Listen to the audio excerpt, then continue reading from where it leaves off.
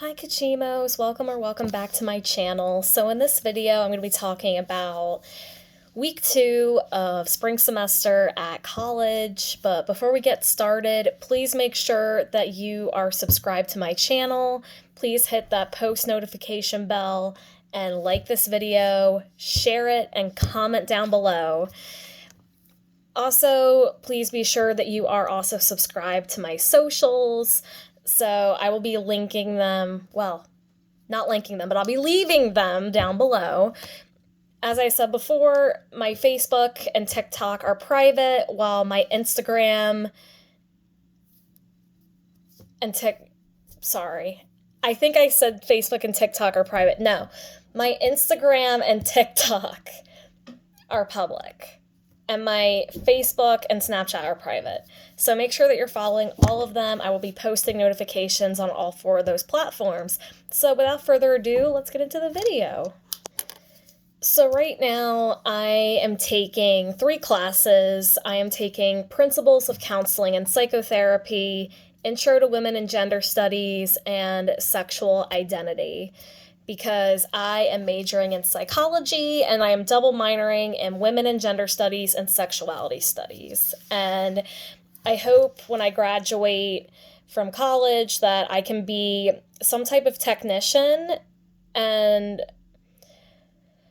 or I can be a victim advocate of those who have been in domestic violence or sexual assault situations. So, in Principles of Counseling and Psychotherapy, we're currently learning about the Freudian theories, so Sigmund Freud. So if you don't know who that is, he has theories regarding the id, ego, and superego, and then the psychosexual stages of development, which would be oral, anal, phallic, latency, and genital. So those are all the stages. And it's been pretty interesting. I mean, I'm ready to learn about something else because pretty much in every single psychology class I've taken, they always talk about Freud, and it's like, I already know who this dude is. Can we move on to something else? So, yeah, that's pretty much what I've been learning this week. And then, in Intro to Women and Gender Studies, we watched a movie called Iron-Jawed Angels, which was a movie about the suffrage movement or first wave feminism. And then in Sexual Identity, we were learning about sex and sexuality in the colonial ages. So, yeah, all very interesting. And right now, I would say my favorite class out of these 3 so far is probably Principles of Counseling and Psychotherapy, because I so badly want to be a counselor one day. So I'm really excited. And, I really hope that I do well. And also, my professor in my sexual identity class literally is having us do a midterm on a due date during spring break. It's like, who gives a midterm during spring break? And for those of you who are new to this channel, I am going to Daytona Beach, Florida for a missions trip with the Christian club that I'm in called Campus Crusade for Christ. So I'm going to have to take this midterm a week before, or a few days before I go. But thankfully, my professor, he was very accommodating, and, yeah. So it looks like I got that figured out. And then in one of the organizations I'm involved in on campus is called National Alliance on Mental Illness. And in February, we are going to be in one of the buildings at the university, and we are going to be giving out Valentines to the faculty and students that attend, which is amazing because I feel like, even though there are some people who have like boyfriends or girlfriends or what have you on campus, I feel like still our generation, like my generation, Gen Z, is very lonely, and I think it would be great to like make their day and also, show the faculty appreciation for what they do at the college and all that. So, yeah, I think it'll be fun. And we also are going to be having like a book club, which will be of mental health themed books. That's going to be part of NAMI. And that's really amazing because I really haven't been reading a lot except for my classes, and I really want to get back into the habit of reading. And I absolutely love the mental health genre among other genres when I'm reading. So, yeah, it'll be really exciting. So, in Campus Crusade for Christ, the other organization I'm in, or crew, I am, this semester we're going to be reading the book of John, and it's one of the books of like the gospel. And even though I am a saved Christian, it never hurts to hear the gospel again because that's what brought us to Christ. And I think it gives us really great memories of how we came to Christ. And I feel like it's a great way to reflect on how much we've grown. So, yeah, and those who attend crew who aren't saved or, aren't believers, but they're trying to see what crew's about, maybe it'll help them, come to Christ. So, yeah, I'm really excited. And yeah, I am in 2 Bible studies. I go to both the freshman and the upperclassmen Bible study because I have 2 friends that are in those 2 specifically.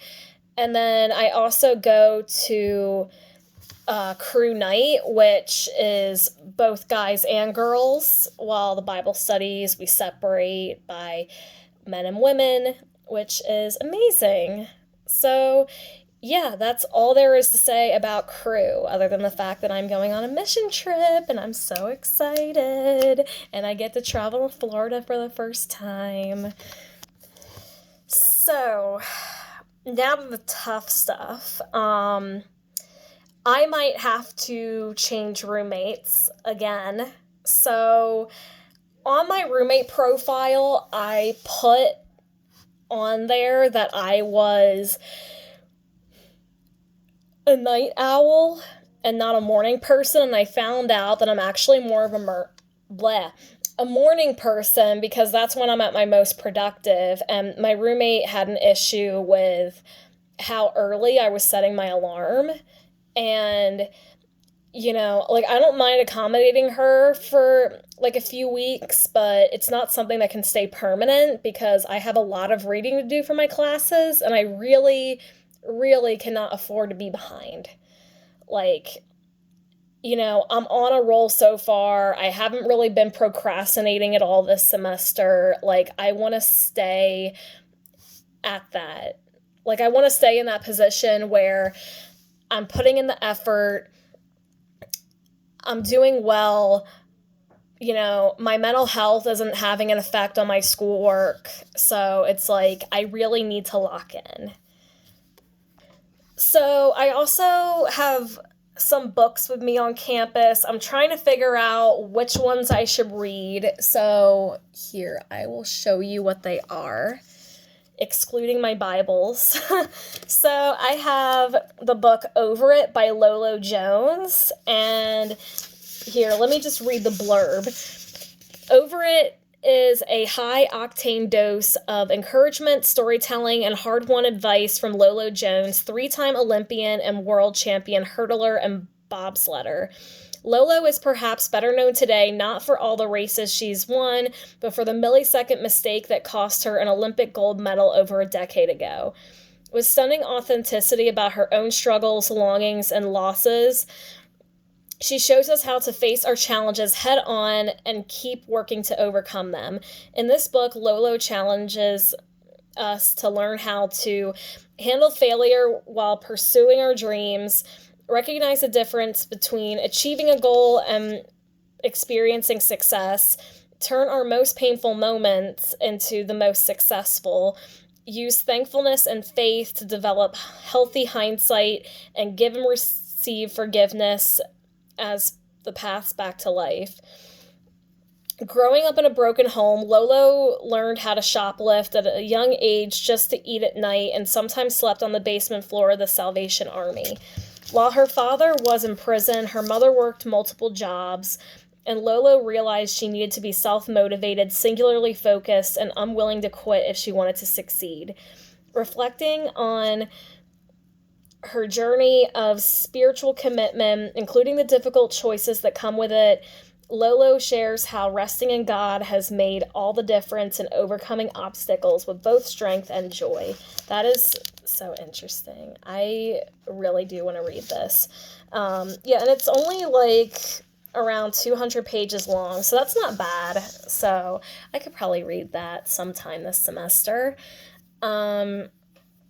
Let's see. Another one I have is Not in It to Win It, Why Choosing Sidelines the Church by Andy Stanley. So it says, as prominent pastors, Christian podcasters, and nonprofit leaders lined up behind their political party of choice and leveraged our sacred text to validate political talking points, they revealed what those who don't embrace their faith have suspected all along. Lurking beneath our Bible-laced rhetoric, faith claims, books, and sermons is a relentless drive to win. But the church is not here to win. By every human measure, our Savior lost on purpose, with a purpose. And we are his body. We are not in it to win anything. We are in it for something else entirely. That something else is what this book is about. Okay. Let's see. So this is 218 pages long, but as you can see, the book is very small, so that might actually work out. And they also have other, it looks like they have other books, so yeah, I hope to read that as well. And then I also have Choosing Gratitude, Your Journey to Joy by DeMoss Wolgemuth. And I actually started reading this, but I haven't finished it. I have a few pages left. So it says, the world tells us that annoyances and afflictions cause discouragement and doubt, and that we are right to demand our own way. Then there are circumstances that aren't what we wish or even what we think we need, and suddenly we're convinced life hurts. The only option we have is to protest or whine, or so it seems. But what if we responded with worship instead? What if we moved beyond an occasional thank you to cultivate a lifestyle of appreciating God's goodness every day of our lives, despite the circumstances? True gratitude is not an incidental ingredient in the Christian's life. It's a crucial one. It's a grace-infused commitment each of us chooses, and it's totally worth it. When we respond to God's grace and acknowledge his goodness, we discover something deep and profound that none of us should miss. Open these pages with DeMoss Wolgemuth as she explores the biblical and practical aspects of what makes gratitude truly Christian and discovers how it makes life, even with all its bumps and bruises, a joy to behold. Okay. I'm not gonna, list off all of them, but, let's see. I also have...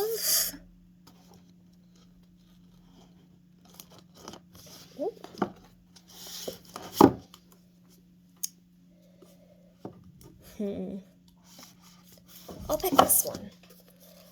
That Librarian, The Fight Against Book Banning in America by Amanda Jones. And it says, small-town librarian Amanda Jones has been called a groomer, a pedo, and a porn pusher. She has faced death threats and attacks from strangers and friends alike. When she stood up for diverse perspectives at a public library board meeting, she became a target for extremists using book banning campaigns, funded by dark money organizations and advanced by hard-right politicians, is a crusade to make America more white, straight, and Christian. But Amanda Jones wouldn't give up without a fight. She sued her harassers for defamation and urged others to join her in the resistance. Mapping the book banning crisis occurring all across the nation, that librarian draws the battle lines in the war against intellectual freedom, calling book lovers everywhere to rise in defense of our readers. So, I honestly do not know what my stance is on book banning. Don't get me wrong, I feel like some books have no business. I think it depends, really.